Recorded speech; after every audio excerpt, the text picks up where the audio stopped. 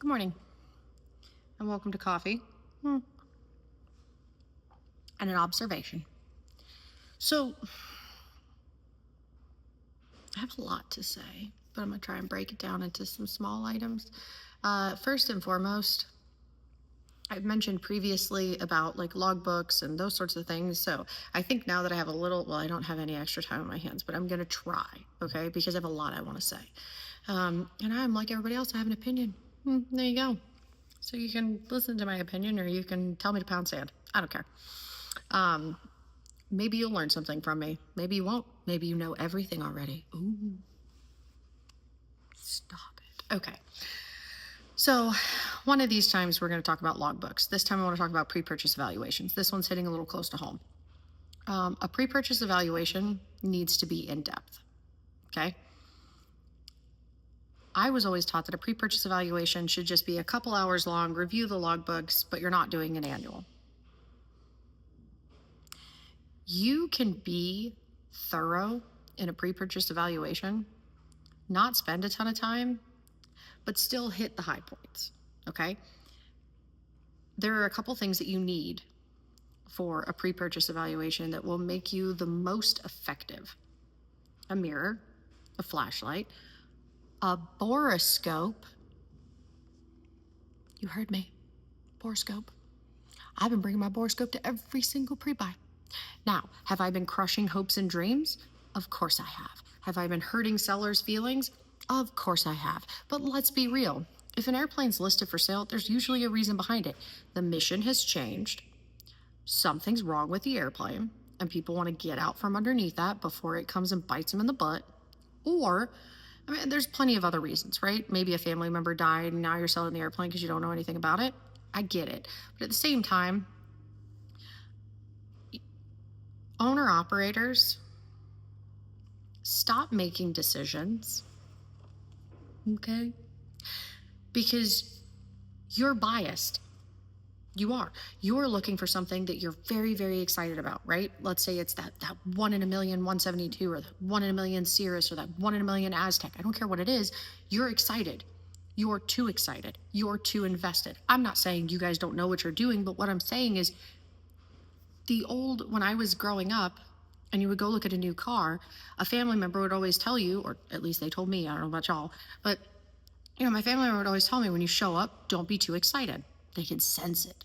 Used car salesmen, they can sense it. They sense it. They know that you want something. But if you don't act interested, they might work with you. Now, with that being said, whenever you get to a point where you're trying to buy an airplane, please pull yourself out of the equation. And I mean that. You should never, as an owner-operator or the person who's going to be forking the money out for the airplane, you should never be conducting your pre-buy. I don't care if you have an A&P. I don't care if you have an IA. You're not biased. Okay, you're a you are so biased because you're looking for the airplane, you want it, and you've probably looked at 10, 11, 12, 13 of these damn things, right? And you're starting to get your feelings hurt, right? Because not every airplane is perfect. So it's always good to have someone else do the pre-buy. Someone who's never seen the airplane, never have the original shop that's been working on it do the pre-buy. Don't do that. If they say, hey, my mechanic's been maintaining the airplane for the last 10 years, he'd be willing to do the pre-buy. That's not a nice person. No, that's not a nice person. That's not a person that's thinking about you. Because the person who's been maintaining the airplane should never be the person who does the pre-buy. It should always be, again, a non-biased party, a person who's never seen the airplane. Okay? So when a pre-purchase comes up or you find an airplane that you're really interested in, I always say to start with the logbooks. Okay? Now, one of the things that I try to teach people is how to read between the lines. As a mechanic, we have to know how to write a logbook entry so that A, we don't string ourselves up, and B, we still give enough information to where someone can make an informed decision about what maintenance we did, right? But I'm sure, as some people may have seen, there are very creative ways to write out damage history. There's very creative ways to write out problems. And you need to be aware of what those are, how to read those books, how to understand. So whenever I do a pre-purchase evaluation, before we ever spend the money to go look at the airplane, I always have the owner-operator send me the logbooks. And then I spend a couple hours, usually within the first hour, I'm going to know if the airplane's worth anything. Because logbooks are the windows to the soul of the airplane. If there's a lot of information, that tends to be a good thing. But if there's too much information, somebody's usually hiding something. Let's be real. If there's not enough information, I mean, again, waves. But always start with the logbooks, okay? Logbooks are really going to give you a pretty good idea of how the airplane's been maintained. And I'm sure we all know this one, the rubber stamp or the $500 and a picture of it flying annual. If the logbook entry says the same thing every year for 10 or 15 years,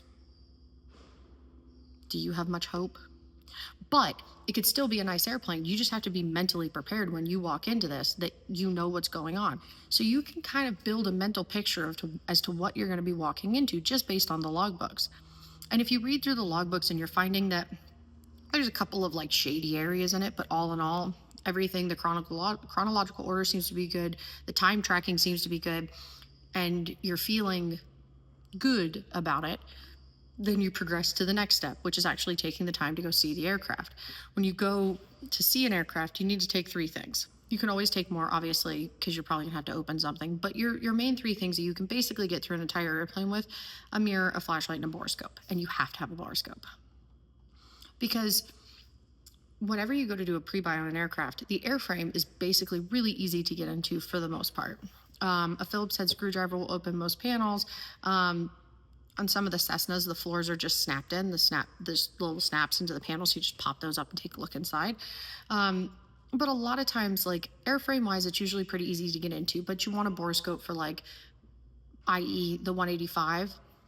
There are no panels on the belly or on the bottom of the horizontal stabilizer on the 185. There are under the back vertical part.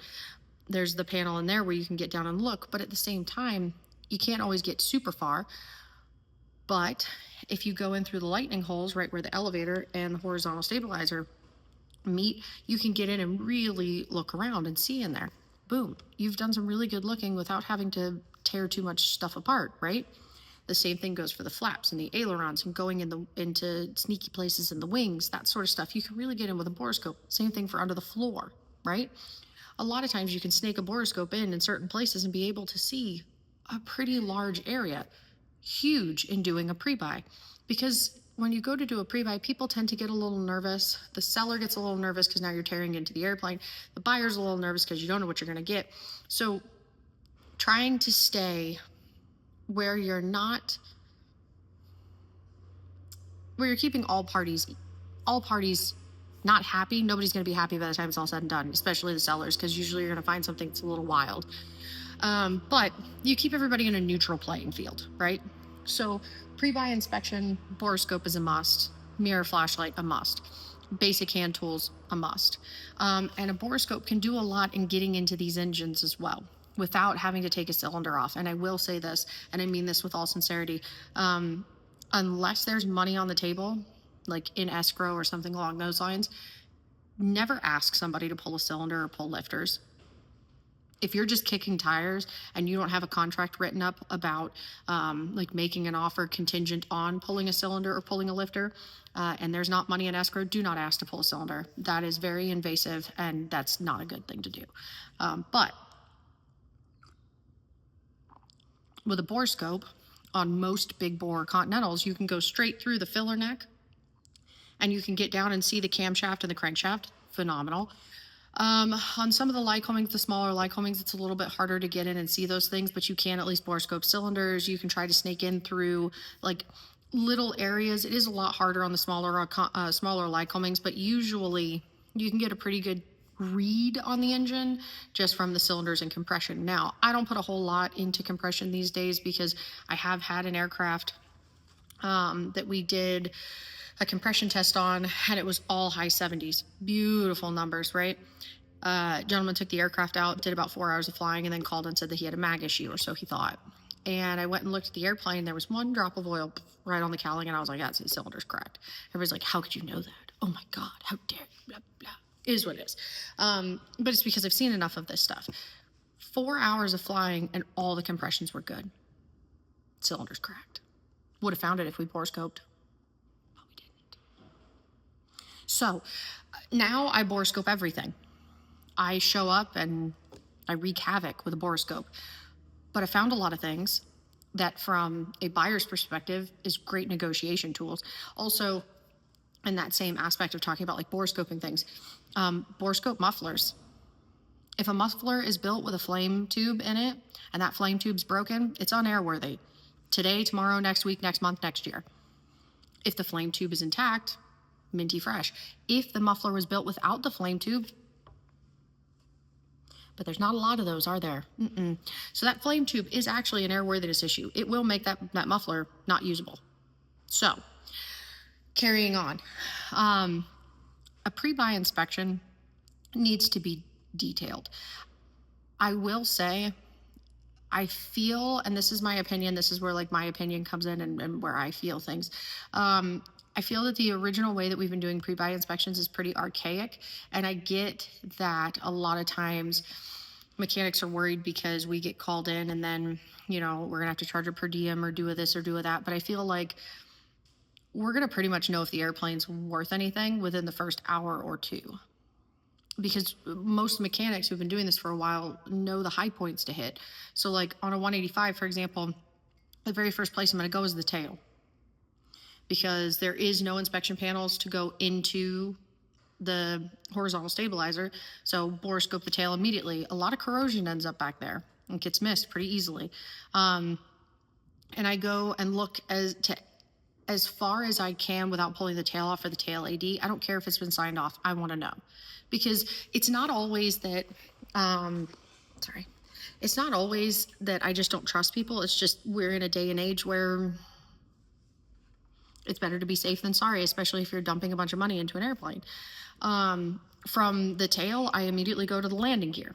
And I want to make sure that the landing gear box area and that main bulkhead are in good shape. And then I go to the engine. Because of the engine, landing gear, and tail, the easiest, most modular thing to deal with is the engine. And I know people are like, oh God, Cassidy, that's not the case. It is. The most easiest, it is expensive, do not get me wrong, but you have to remember, once you start tearing into like sheet metal and structures on any aircraft, now the price starts going up, up, up, up, up, up, up, up, up. You can basically set you can basically have a pretty set cost for an engine and a prop, okay? You have a best and worst case scenario. Best case scenario, I don't know, let's just say, for example, you need to change a set of lifters. Great, that's best case scenario. That's like $1,800 today, tomorrow, next week, next month, next year. But once you start tearing into structures and airframe, you don't have a set. There is no set price. It all depends upon who's doing the work, when the work is done, where the work is done, how far you have to dig into it. Are you going to need jigs to tear it apart? Is it going to be so far down the rabbit hole that pretty soon you're having to like brace an aircraft to be able to get something apart? The dollar amount is ungodly when it comes to airframe stuff, because airframe is all attached. And when you disturb one thing, you're disturbing another thing. And when you disturb that thing, then you've disturbed this thing over here. But on an engine, 4 bolts, bang, pull that bad boy off. I mean, obviously disconnect lines and hoses and stuff, but 4 bolts, bang, you're done. You have an engine mount and you have an engine. And you can't, there is always going to be a max repair on this and a max repair on this. You can't go any further than to tear some tubes out and replace some tubes, or just a brand new one. And a brand new one is X amount of money. And it's going to be an X amount of money until the cost of that tubing goes up. But you have a set price on what it's going to be for this. And for the engine, you have a set price for this. But that airframe section, you don't have a set price for that. So on a pre-buy inspection, a lot of people tend to focus just firewall forward as kind of the heavy. That's what I was taught. That should never be the case. You should be focusing heavily on the airframe, because flight control cables, they're hidden in a lot of places. You need to be spending time on that. That's where the borescope comes in to be really great, because in a pre-buy, you can't rip the headliner down. I hate headliners. I really do. I hate headliners with a fiery passion that burns deep inside like heartburn. It's awful. I hate headliners. They hide a lot of sins. They do. You can't see the main spars on a 172. You can't see the skin on a Piper. You can't see anything. Okay, so a borescope comes in big handy because you can snake it in and you can see where the cables are running. You can get a kind of an idea. You can't touch them, can't feel them, but you can get an idea of what you're looking at, right? On a Cessna, you have fuel lines running in the headliner. Yeah, that's not good, man. So a borescope inspection really makes a huge difference when it comes to a pre-buy. I feel that you should dedicate a lot of your time to the airframe side. Dedicate time to the engine side, obviously, but your airframe side, the cost becomes astronomical because there is no fixed price on that. There's no fixed set on how much it's going to take to repair. And I feel that for a pre-buy, I feel that the original, like, well, we're going to dump 4 hours into it and then hope like hell that it works out and we catch everything in those 4 hours, or however it is. But I feel that a pre-buy needs to be one of those things where, like, if I show up somewhere, and I had this happen. I drove up, I looked out the window and went, that is not the airplane that was listed. Like, the pictures made it look amazing, but seeing it, I was only there for 15 minutes. I was like, this is not even remotely the airplane that you were, advertising. I can't charge my customer 8 hours for saying that that's awful. Like, set up like, oh, I took an hour out of my day. Now, even in traveling and going places and stuff like that, I mean, even then, I mean, I get it. It's not usually cost effective to do something like that, but I'm still going to do it because I would rather my customer do 100 pre-buys and we spend, an hour here, an hour there. And like, when we get to the point of finding the airplane that's actually worth it, we spend 12 hours going through the airplane or whatever the case may be. I know that sounds really crazy, but I try to make it where if we find something that doesn't make sense in the first hour, then we call it a day. Because if we're already there, what makes you think it's going to get better? Usually it doesn't. I mean, I've had customers that are like, hey, well, I get it. The first hour, it's not great. Keep going.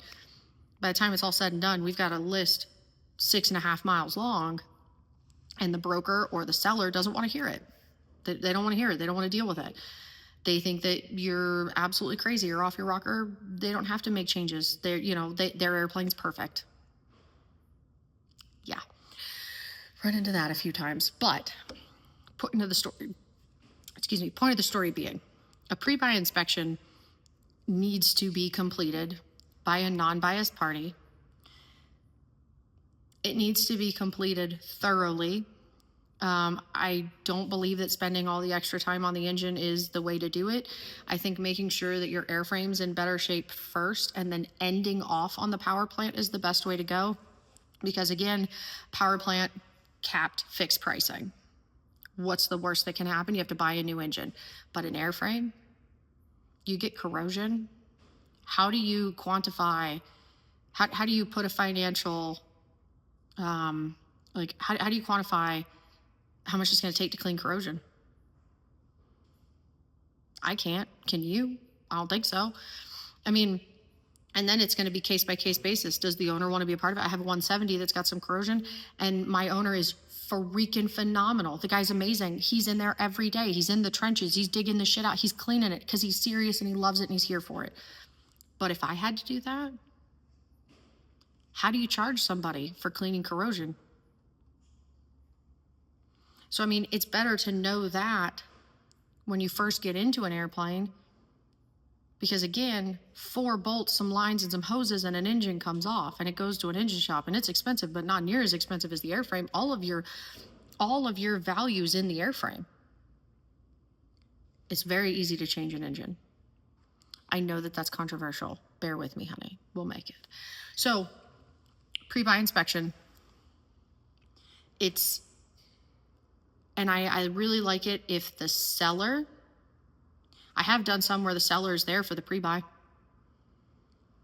They tend to get a little rowdy, tend to get a little rude. I have had to tell people to leave. But it has also been an eye-opener for people who are selling their airplanes and they don't realize how bad it is or how good it is. That's another one. We like positives, but I also like it if the buyer can be there. I like to try and plan pre-buys around the buyer being there, because then if the buyer's there, and I'm not going to waste an entire 8-hour day running back and forth trying to let him know, hey, I found this, I found that, what do you want to do? If they're there, they can see it and they can make a decision. Hey, we've been here for 4 hours. I'm not liking what I see. I don't want to take on this. See? Okay.